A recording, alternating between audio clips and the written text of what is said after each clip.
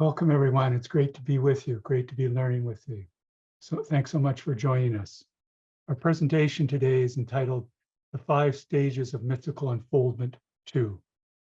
By way of introduction, I can mention that in the January 1965 issue of the Rosicrucian Digest, there was a highly insightful and inspiring article by Past Imperator Ralph M entitled Mysticism in the Modern World.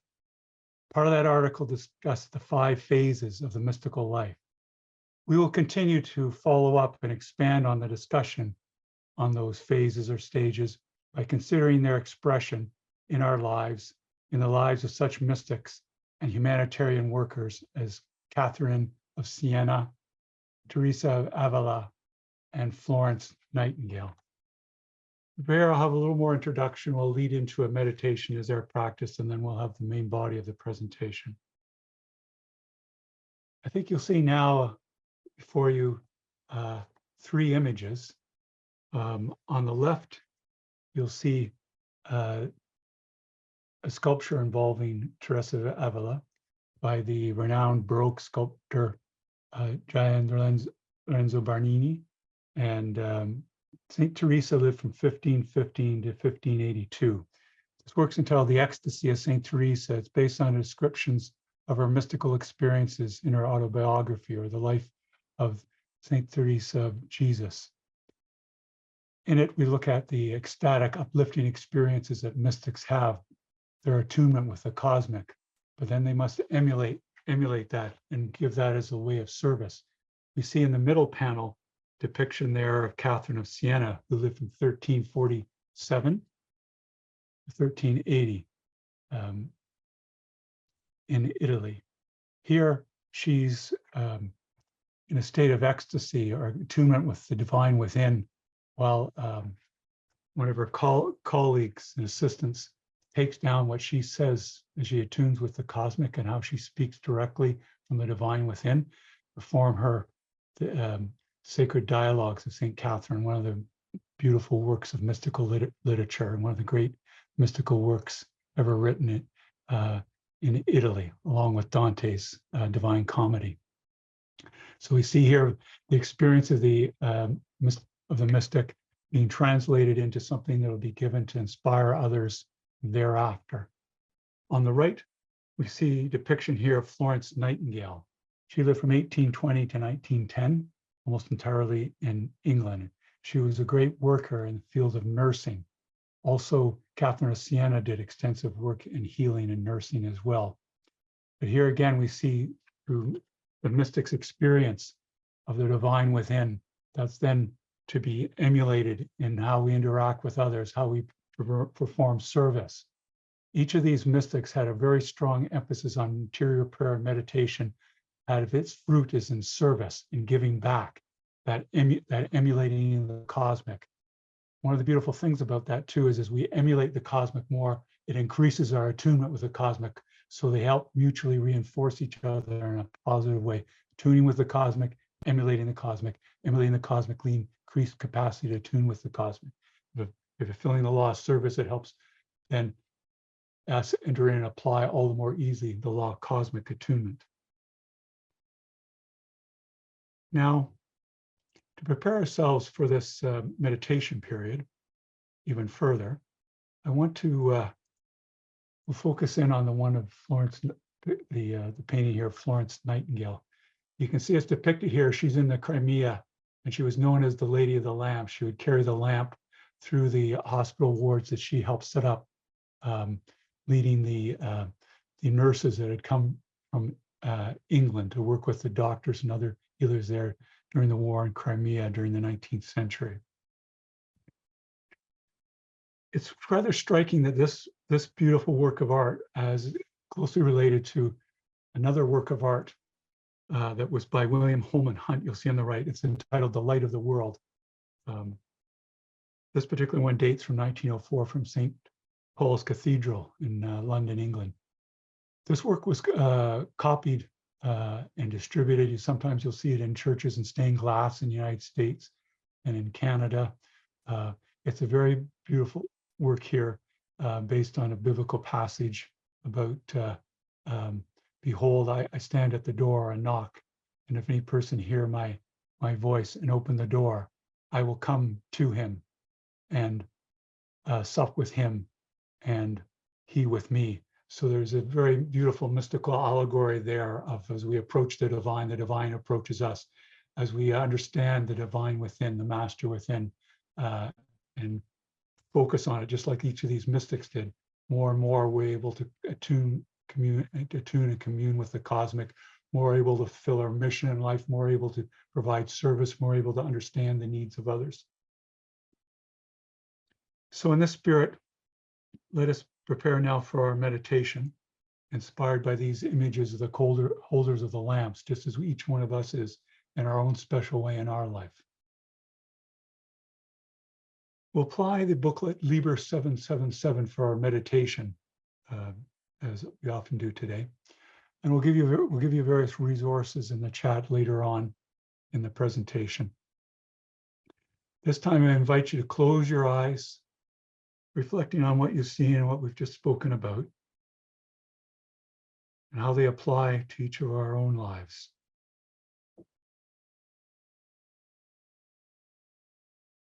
Because mysticism is first and foremost about our own direct experience. We can be inspired by the experience of other mystics and mystical students, but ultimately we must have to wade in and have the firsthand experience of our life. We thereby come into the deeper meaning of life, why we incarnated, what is our purpose and mission here, to our great upliftment and that of others. Now, with your eyes closed, take some deep neutral breaths. Just enjoy the gentle inhalation and exhalation. Feel the great workings of the temple, the body, the holy temple. Concentrating on the breath also allows us to experience, some refer to as the wisdom of the body. It's part of nature. It has great lessons for us, housing our mighty master within, our divine within.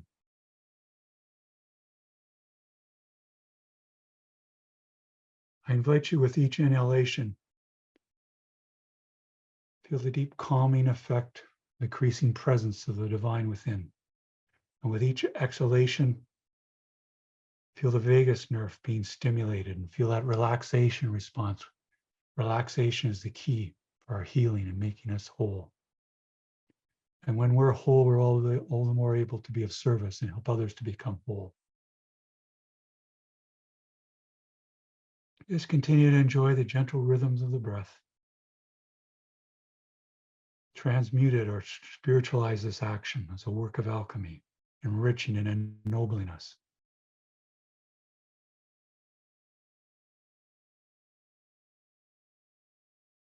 So we focus on the breath. We let go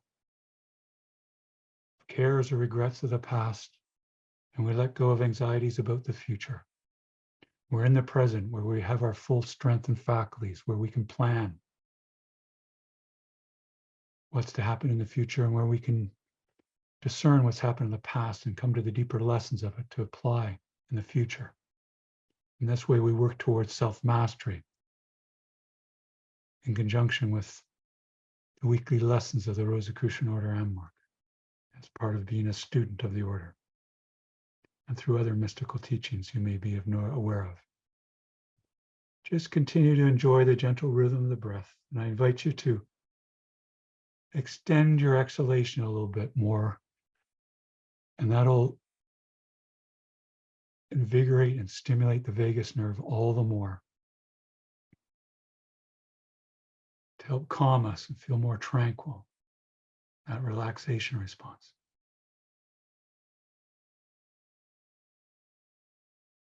View this as a time for a mini retreat. No matter what's been happening today or what's going on in our life, view this as a time to be recharged and strengthened, all the more able to handle whatever we need to. Meditation also allows us to have novel thoughts. It often can mean breakthroughs or new ways of looking at things or more mature ways of handling situations. So even though we're sitting here in stillness, a lot's going on to help us and help us help others.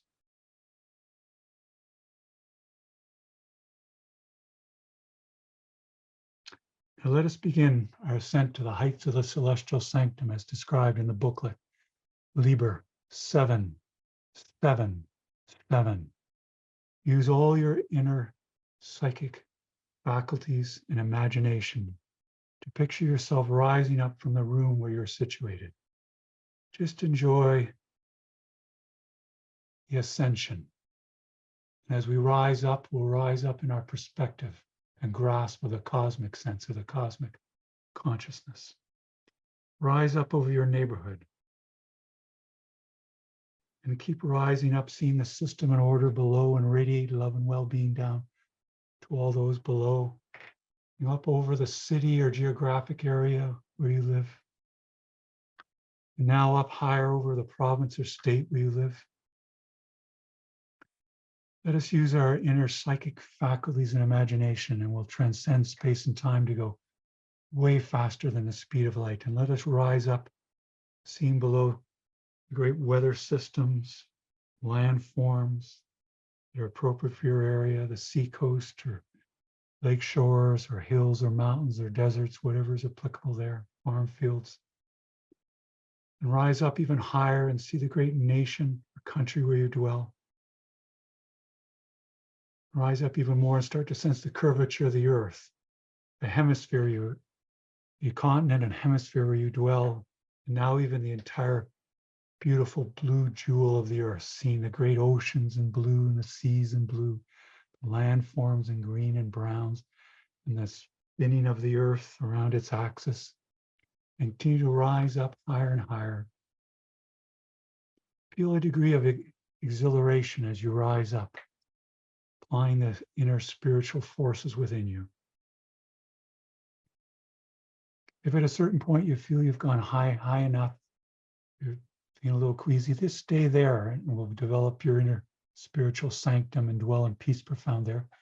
But if it's okay for you to continue to rise up higher and higher and see the great fiery ball of the sun and the other planets going around in their beautiful elliptical orbits, the huge planet of Jupiter and the beautiful rings of Saturn, and the other smaller planets as we continue to look up and pass right out of our solar system and see myriad stars and asteroids and nebula, binary stars, supernovae with tremendous beams of light bursting forth, black holes balancing the universe in our neighborhoods of the Milky Way galaxy that we increasingly sense, beautiful spiraling arms of the galaxy that is our home. Pass right out of the Milky Way galaxy and look back at its great arms, its great motions.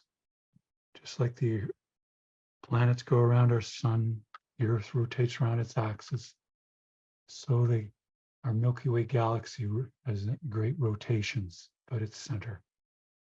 And look up and see other galaxies and nebulae and the great webs connecting our galaxy to other galaxies, and keep going faster and faster. And enjoy the ascent. Use all your psychic faculties to experience not only that you're seeing and sensing, but also in a psychic way. Sense the great harmony of the spheres, the beautiful music of the cosmos. And just keep rising up higher and higher. Feel the exhilaration of the ascent and know by the law of correspondence, or as above, so below, that as we rise higher and higher into the cosmos, by correspondence, our microcosm will move deeper and deeper within ourselves, to our deep, still center where the divine within dwells. Let us continue to rise up higher and higher and sense myriad galaxies that are in clusters of galaxies. As we go up faster and higher, we sense not only individual galaxies, some spiraling shape and some in other shapes. We sense not only clusters of galaxies, but superclusters of galaxies holding many clustered galaxies. Let us keep rising up higher and higher and sense not only individual supercluster we dwell in, but as we exit it, we see many other superclusters of galaxy amidst all the stars, planets, and asteroids, and black holes as we speed by them all. Just continue to travel, going deeper and deeper into the cosmos and deeper in through your self. Start to sense the great rotating action of the universe itself about a cosmic axis, spoken of since ancient times by mystics and philosophers. Great cosmic axis that mirrors in the macrocosm ourselves as a microcosm in our spine and all the great spiritual psychic energies that flow along our spine that match up with the great axis of the universe. Move closer and closer to the midpoint of that axis of the universe. Speed towards it, and as you come closer and closer, slow up as you reach it. And when you're ready, dwell there for a time in awe of the great expanse of the cosmos all around you. The great system and order, the cosmos and its motions, mirroring all that which goes within our mind and our body as a microcosm. And picture now your personal celestial sanctum. You may wish to choose a stupendous site and actions around you as your celestial sanctum. Or you may wish to picture a Gadara, a mandir, a basilica, church or shrine, a prayer hall or a stupa. Mandir, or the temple that is at Rosicrucian Park in San Jose, California, the grand temple of the Rosicrucian Order Amorc there. Or maybe some inspiring place in nature you remember back on Earth, like a sacred grove, or you're by a seashore or a lakeshore, seeing the waves lapping in, reminding you the vibrations of the cosmic keyboard, the great sea of vibrations, higher and higher octaves that encompass all vibrations within us and throughout the cosmos. Or maybe a high hill you remember, or a high vantage point from a mountain suggestive of the cosmic sense, helping attune you with the cosmic. Fill in the sights and sounds, both inward and psychically and outwardly, of your personal sanctum, your celestial sanctum. You may wish to sense the presence of other seekers, those on the conference call today, invisible and invisible masters there, officers of the Rosicrucian Order Amorc, the Grand Masters and the Imperator, who may be conducting special sacred convocation at this time. Keep filling in the sights and sounds and feel the exhilaration to be at the center of your being, the center of the cosmos. And once you have it filled in,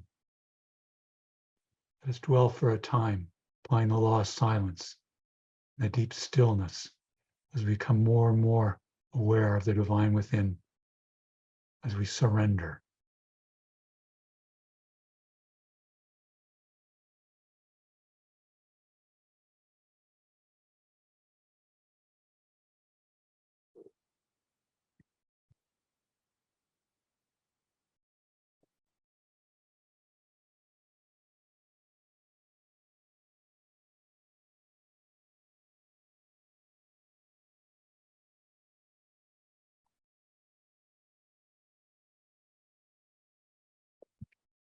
If you find your mind wandering, just lovingly and gently bring it back to the gentle rhythm of your breath. Continue to dwell at the heights of the celestial sanctum, the center of your being. Just continue to surrender and let go of the visualization. Increasingly experience the presence of the Master within, our true guide in life.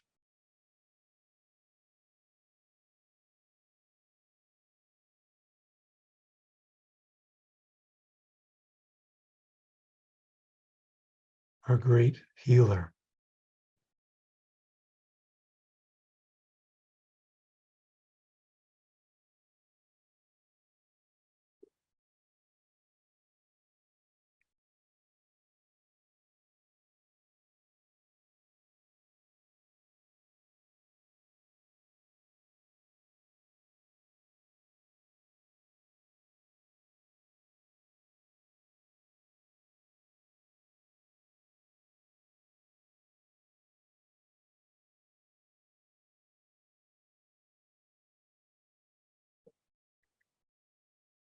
Now, as we continue this meditation session, let's conduct another spiritual operation for the work and worship of the Rosicrucian Order Amorc. As we meditate, let us conduct a period of radiating, sending metaphysical aid to all those who've petitioned the Grand Lodge for our order, for guidance and healing, and all those who may have petitioned the affiliated body of the Rosicrucian Order that you're associated with, and all those who may have petitioned you or that you know of or need of guidance and healing, and all sentient beings throughout the cosmos who are in need of guidance and healing. Radiate love and well-being from yourself, deep within you, through the divine within. Let it flow up through you, just as we rose up to the heights of the celestial sanctum.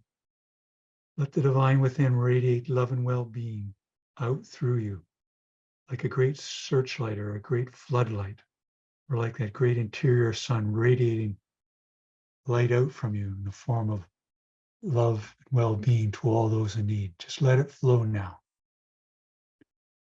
Let the outer self continue to surrender and just let this action of flow occur.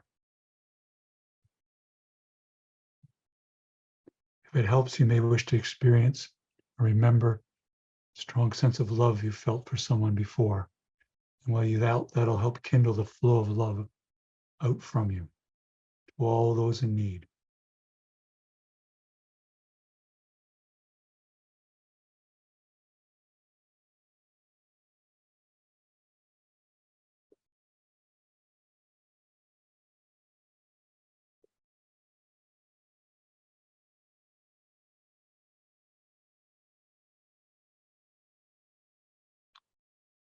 Just let the divine within do its work and feel the exhilaration of this process.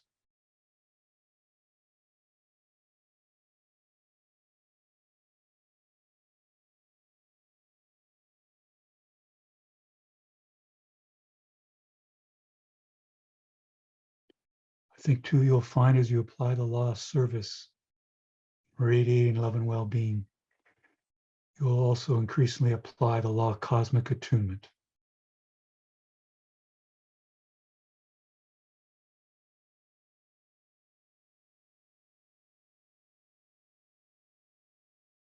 Experience more and more as the cosmic experiences, the universal intelligence back of the cosmos. Just continue to let the metaphysical aid flow.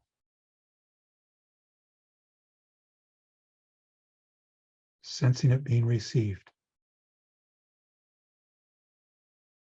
Activating the inner spiritual forces of each recipient to help them heal themselves and gather the healing forces of nature.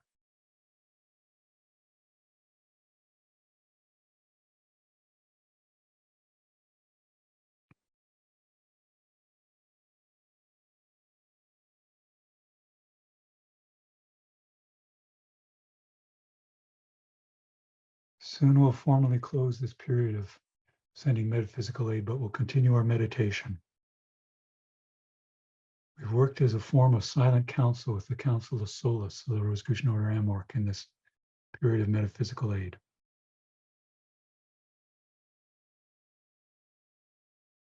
Let us be assured, even when we formally conclude this period, that the love and well-being will continue to flow as part of a service and part of our mission in life. To formally conclude, let us say together, if it is the will of the cosmic, it is done, so mote it be.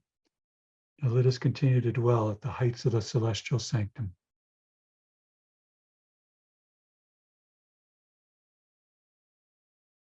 Feeling the increasing presence of the divine within. Letting our mind merge with the cosmic mind. Being the cosmic mind.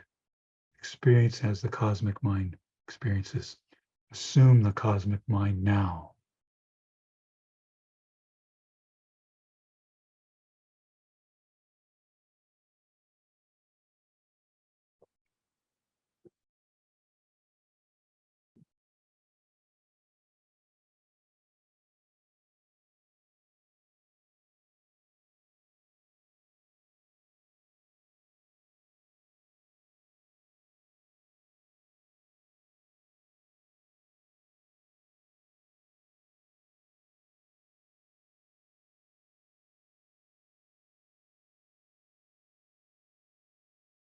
Now, fratres and sorors and participants, soon will descend from the heights of the celestial sanctum, feeling rejuvenated, remade, reborn.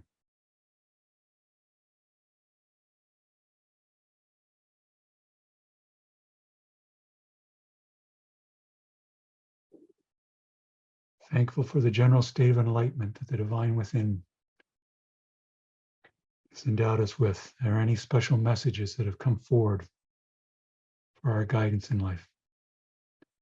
The opportunity to be of service through radiating love and well-being.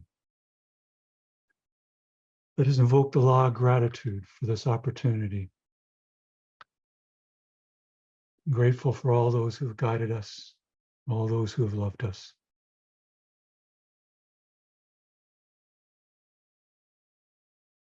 Feeling whole and refreshed, let us begin our descent from the heights of the celestial sanctum,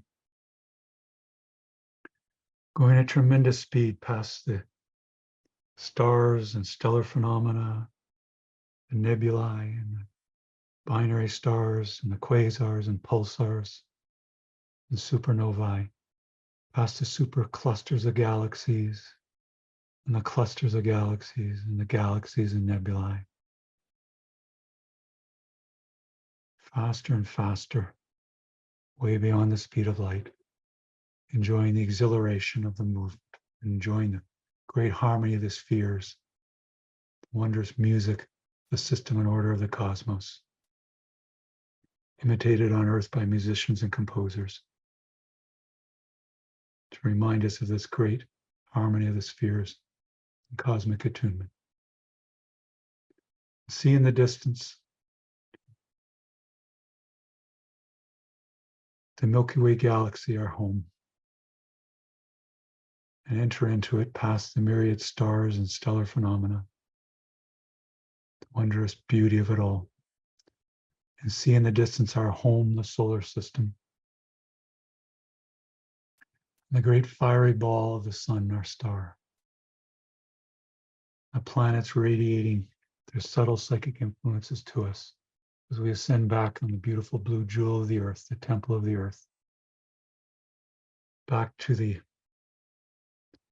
hemisphere where we left off, the continent, the great nation or country where we dwell, province or state where we dwell, and back to the geographic location or city. Let us say together the invocation in prayer.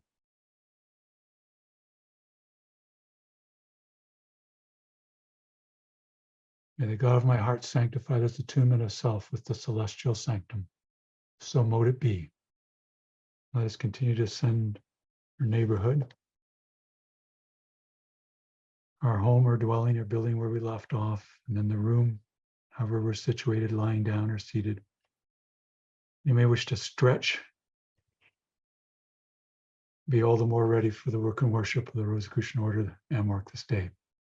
When you're ready, you wish to open your eyes. Great, thank you.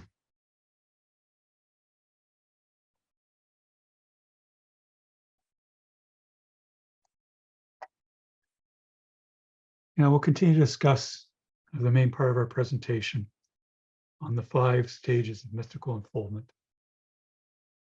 2. Now these stages are known as 1, the awakening, 2, purgation, 3, illumination, 4, dark night of the soul, and 5, union. Our maturation and evolvement on the mystical path and the attainment of self-mastery involve these successive stages of unfoldment. Now, these stages occur in the large overall developments of our life, as well as smaller ways, even in our daily lives. Some mystics have given some moderately different numbers and names of these phases, but overall, there is often similarity and agreement with these 5 phases. With the 5 phases, we see an application of the law of vibration, or in the awakening, the way there's a rising up in the cycle, and then a lowering, symbolically speaking, for the purgation period, but then a rising up again in our conscious and aware with the illumination. And then a lowering again for the intensive work of the dark night of the soul, or the obscure night, and then rising up again in this cyclical action for the union or mystical union phase. Sometimes this can also be pictured not only as a wave action, but also a spiral that's rising up as we understand more of life and experience more. The spiral extends further and further out, but also there's a raising in consciousness through all of these. So in a way, truly the law of vibration is both literally and symbolically applied in these 5 phases. I mentioned earlier that the phases can occur in a smaller way. Even in a particular day, one might experience both an awakening and a period of purgation in other phases. Even at the same time, one may be in a larger phase of awakening in one's life overall. So in a way, there's these vibrations within vibrations, all following this pattern in the great system and order of our life. Now, the theoretical model here I've described is linear, yes. And it's because it has a logical structure. Whereas the awakening means as you come into a new awareness of the spiritual dimension in life, for example. There's a period there that's very uplifting. It reminds us of the ecstasies we see before us of Catherine of Siena or Teresa of Avila, with a similar rapture ecstasy the nurse Florence Nightingale experienced. In that awakening, we have a new idealism that's instilled. But it also leads us to a period of self-discipline or purgation, where we have to then work on fulfilling that idealism that we've seen. Issues in our life that weren't as apparent now are much more in the spotlight because of that awakening experience, which has a degree of illumination, though not a full illumination.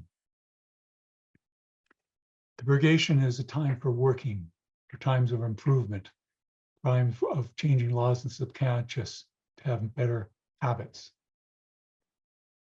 Changing our maybe our relationships, our careers, or whatever, or in spiritualizing our career.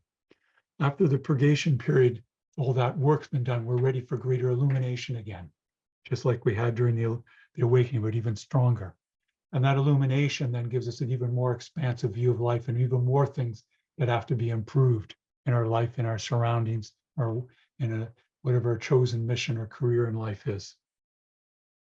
But also that great illumination is also shown to us more and more things we need to improve in ourselves and things that need to be reformed within ourselves and how we can help with the evolvement of humanity and society. With that intensive work of the dark night of the soul, where there's an increased surrender for the reliance on the master within, not a reliance on others and others' things. We're able to come into the union phase, which then has that great illumination, but it's unitive. The capacity to tune with the cosmic is much more easily done in a way. There's a constant rapport that we can draw on at any time. It's also a return to the world, though, to know that there's great suffering in the world, that there's great need for the illumination that we've experienced, each in their own way. But the work of the union means that there's the great work of service to fulfill. Ultimately, the union means there's no longer a need to incarnate. One follows the doctrine of reincarnation. That is not expected of Rosicrucian students to hold to, but it is well elucidated and makes a great logical sense. That then after the major union phase, one may not need to incarnate again, but still there's great work to be done in the infinite plane. Or if one incarnates again and there's still more work, one comes back to the awakening and goes through the phases again and has an even greater experience of these phases and the mystical union. Now we'll talk about these some more in terms of specific experiences of the 3 mystics you see before you here, of Teresa, of Catherine, and of Florence. These great humanitarian workers. let's think about the awakening phase in regard to these students of mysticism and ourselves as students of mysticism and as students of life. In terms of the awakening phase for Florence Nightingale,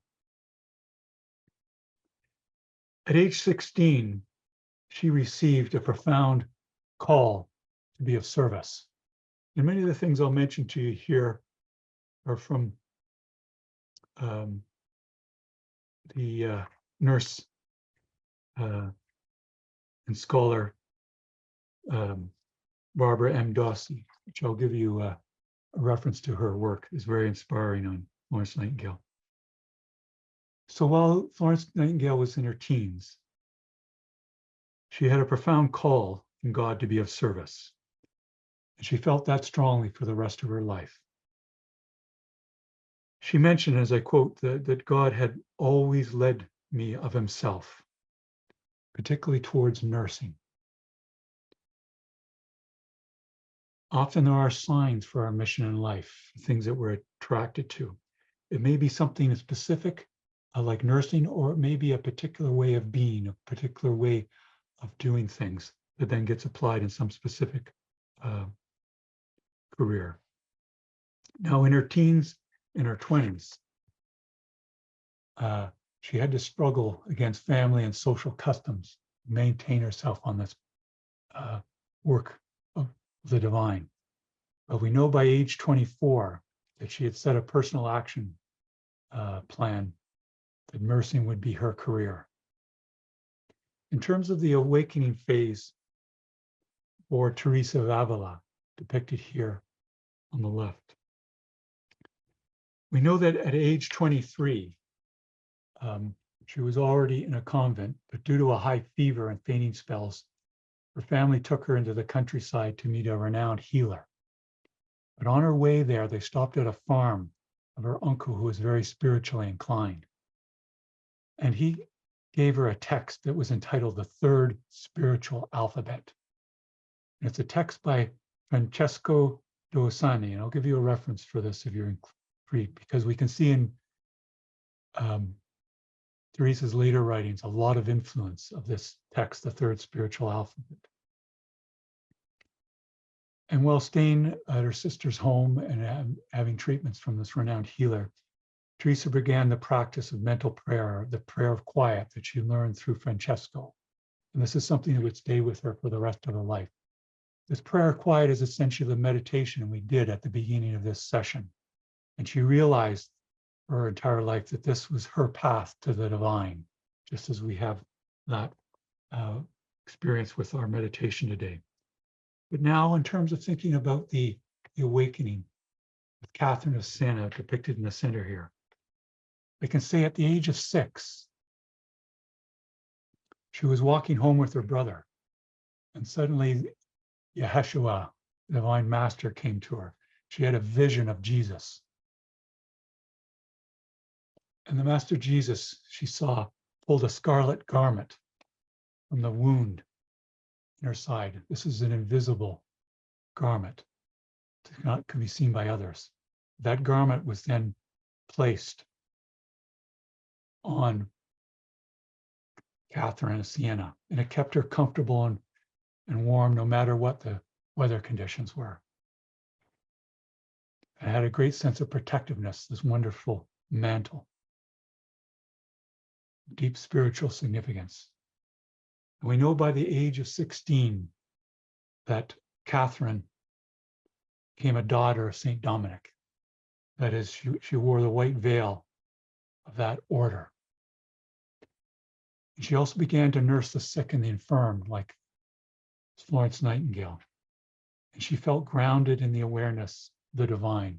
And a frequent prayer for her was, and I quote, "I trust in the Lord Jesus Christ, not in myself." Just as in our meditation period, we had a chance to surrender, increasingly follow our true guide in life, the master within, increasingly identify with the master within. All these things these mystics are doing are things that we're doing in our own life. And part of their experience in these things is to inspire us to do them all the more in our own life. I'll stop the share at this point, and we'll continue with the purgation or self-discipline period. Now for Florence, Nightingale. Struggle began shortly after her call, but she made steadfast progress. And she requested to let go of more worldly things. For as an aristocratic woman growing up in England, where there was a strong class system, as a young woman, she would not be encouraged to do something like nursing. That was far too something of a work of the hands, but it was something that she felt strongly drawn to, as we mentioned. So she had to overcome these ideas about what was for an aristocrat to do and what was for a woman to do. But she had a very strong inner will through the divine, and she had a great intelligence, which she applied. We know that in her continued quest for oneness, she learned how to do meditation like we did. She learned how to listen for the will of the divine. She learned from Madre Santa Colomba in 1848 in Rome, while Florence was on a trip. And this process quickened during a trip to Egypt and Greece, where she experienced some of the great art and architecture and spiritual traditions of the world, the land, and things about the traditional history of the Rosicrucians in Egypt. And we know in that trip during 1849 to 1850, the divine spoke to her several times again. And she mentions that on her 30th birthday in Athens, that she committed herself to do the divine's will and quietly took vows of chastity and obedience to be what she referred to as a handmaid of the Lord. Now, for Teresa,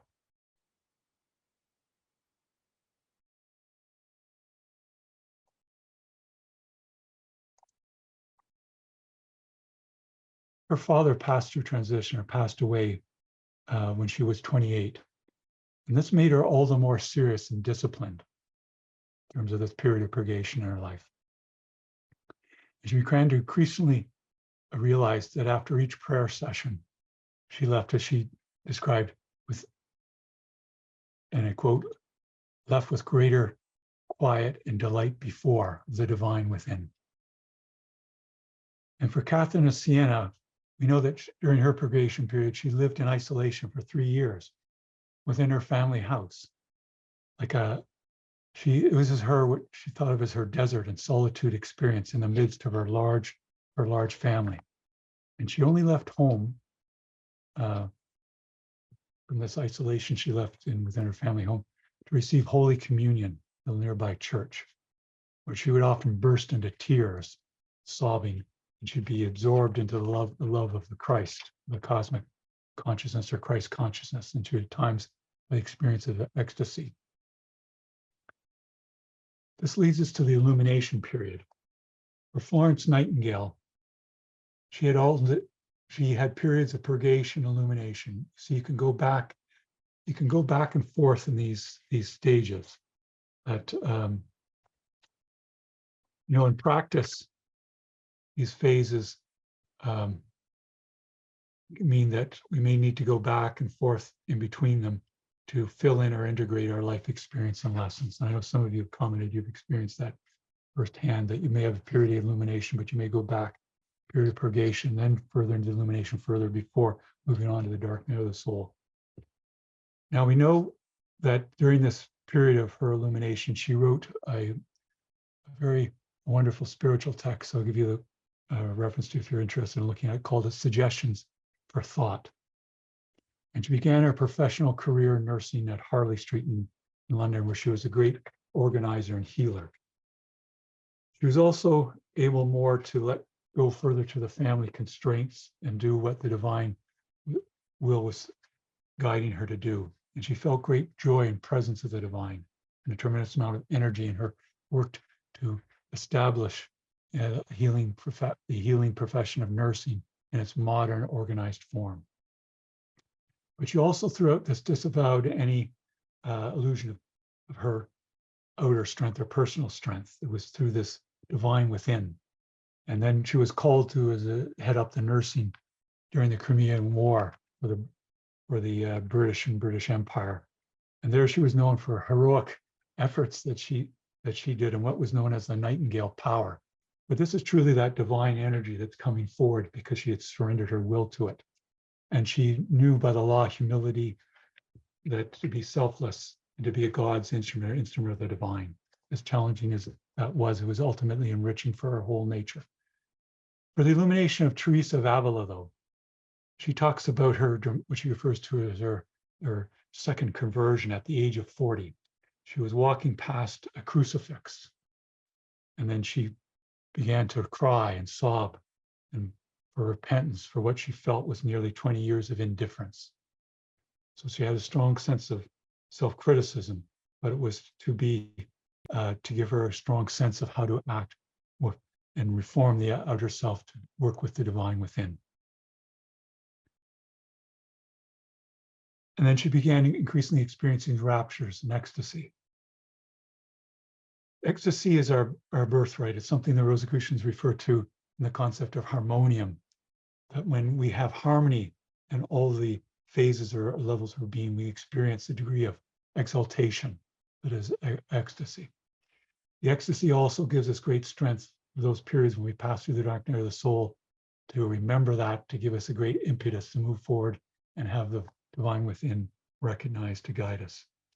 Now, she had a renewed focus on interior prayer meditation. And she says, it quotes, "I saw him as the one with whom I converse so continually." That's how we've emphasized it, the divine within, the master within, which is our cosmic connection with the divine.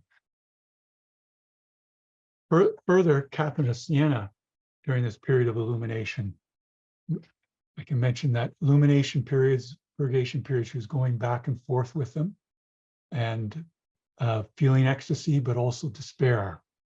She also had visions. She received what she came to her as a ring from the Master Yeshua or Jesus. And this ring gave her the gift of seeing into the souls of others.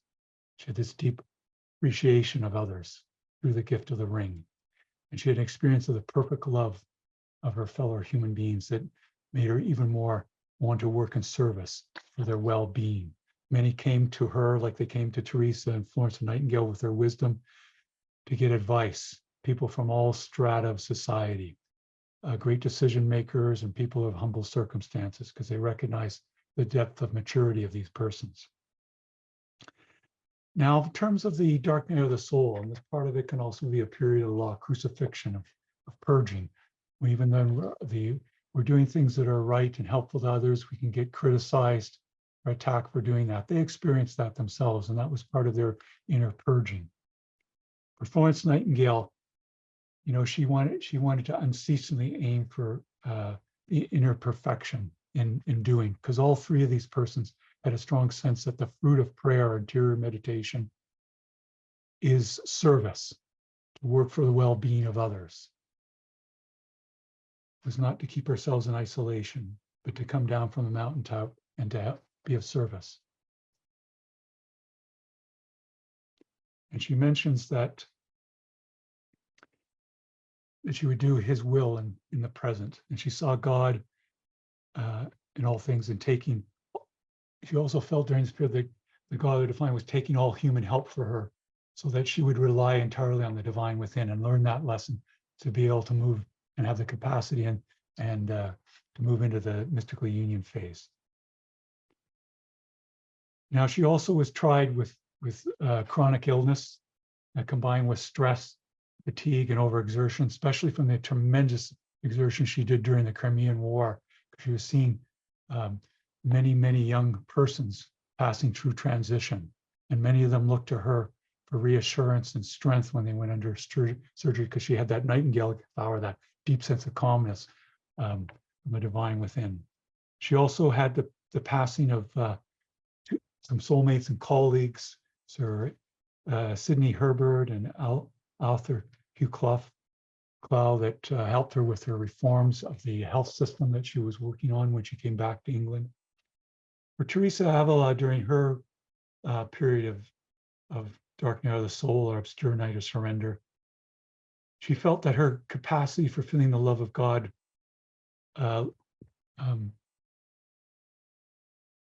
also she felt very strongly when she felt that presence of God, also when she didn't feel it, she felt that very keenly. And it can be very painful. And when she felt the absence. And she mentions this is not a pain that is felt in the body, but in the depths of the soul. How much more acutely the spirit is capable of suffering the body, although this state lasts but a short time. And she felt extraordinary loneliness, but she learned more and more, from the lessons of the purgation period, from the lessons of the illumination, from the awakening. Surrender to the divine within, cleanse oneself. The light of the mystical union is coming even stronger. We know for the period of obscure night or darkening of the soul for Catherine of Siena, that she says, and I quote, where she asked Jesus many times where he was during her suffering. And he replied that he had been with her in her heart all along. This is one of the great realizations from the dark night of the soul. She passed through transition at 33, sort of the Christ number, the number that's associated with the mission of the Master Jesus that she's greatly identified with. But throughout her life, she worked incessantly for humankind, just as Teresa and Florence did, and as we're called to do in our own way. We know that Catherine, at 20 years of age, became aware of instruction from the Master Yeshua, the divine within me, to say that she was to go out into the world and see her beloved in every person. That is the divine within her, the divine in every person. And in everything. Now, in terms of the period of union, that is of equilibrium and harmonium, the period of law of resurrection and law of rebirth is applied. And the spiritual marriage takes place. We know from Florence Nightingale that she said that she's been able to see God in all things in God, and the eternal shining forth through the accidents of space and time. And she looked back in her life with the immense blessings that I have had, the longings of my heart accomplished, and now drawn to thee by difficulties and disappointments, homeward bound, I have entered in. And Teresa mentions that she began the unitive life, a phase of union, at age 47, following her inner voice, secretly opening through her inner voice.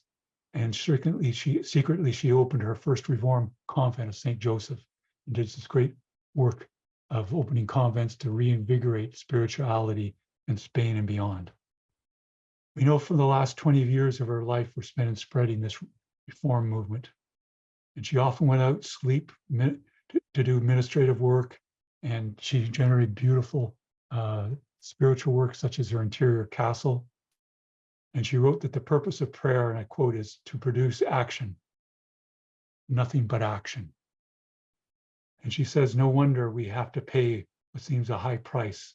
The time will come when we will understand how trifling everything is next to so precious a reward, this unitive life. In Catherine of Siena, in her period of mystical union towards the end of her life, she learned to differentiate her superficial thoughts associated with her outer self, and focus on the conveyances from the deepest self, divine within. And she felt united and absorbed in God's ever-present love in her last days. And she heard God say to her, and I quote, "How glorious is a soul which has indeed been able to pass from the stormy ocean to me, the sea Pacific, and in that sea, which is myself, to fill the pitcher of her heart." So I'll have a few concluding comments at this time. I'll ask Karen to please post the resources of the presentation in the chat, and also to attach there in PDF form the resources. And I'll say by way of conclusion then, that we've continued to explore how Rosicrucian laws and principles increase our well-being, our capacity for service. Our discussion was on the 5 stages of mystical unfoldment: the awakening, purgation, the illumination, the dark night of the soul, and union, or mystical union. Our maturation, evolvement on the mystical path, and development of self-mastery involve these successive stages of unfoldment.